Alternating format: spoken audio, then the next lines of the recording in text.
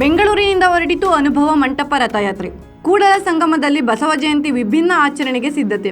ಕರ್ನಾಟಕ ಸರ್ಕಾರವು ಈ ಬಾರಿ ಬಸವ ಜಯಂತಿಯನ್ನು ಬಾಗಲಕೋಟೆ ಜಿಲ್ಲೆ ಕೂಡಲ ಸಂಗಮದಲ್ಲಿ ಹಮ್ಮಿಕೊಂಡಿದ್ದು, ಇದರ ಭಾಗವಾಗಿಯೇ ಅನುಭವ ಮಂಟಪ ರಥಯಾತ್ರೆ ಕರ್ನಾಟಕದಾದ್ಯಂತ ಸಂಚರಿಸಲಿದೆ. ಈ ವರ್ಷದ ಬಸವ ಜಯಂತಿಯನ್ನು ವಿಭಿನ್ನವಾಗಿ ಆಚರಿಸಲು ಕನ್ನಡ ಮತ್ತು ಸಂಸ್ಕೃತಿ ಇಲಾಖೆ ಮುಂದಾಗಿದೆ. ಕೂಡಲ ಸಂಗಮದಲ್ಲಿ ಹಮ್ಮಿಕೊಳ್ಳಲಿರುವ ಅನುಭವ ಮಂಟಪ ಬಸವಾದಿ ಶರಣರ ವೈಭವ 2025 ಕಾರ್ಯಕ್ರಮದ ಭಾಗವಾಗಿ ರಥಯಾತ್ರೆ ರೂಪಿಸಲಾಗಿದೆ.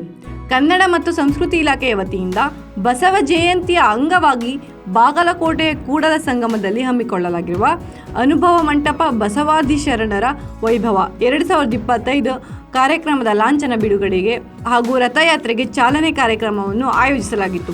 ಮುಖ್ಯಮಂತ್ರಿ ಸಿದ್ದರಾಮಯ್ಯ, ಸಚಿವರು, ಗಣ್ಯರು ಬೆಂಗಳೂರಿನ ವಿಧಾನಸೌಧದ ಎದುರು ಅನುಭವ ಮಂಟಪ ಬಸವಾದಿ ಶರಣರ ವೈಭವ 2025 ರಥಯಾತ್ರೆಗೆ ಚಾಲನೆ ನೀಡಿದರು.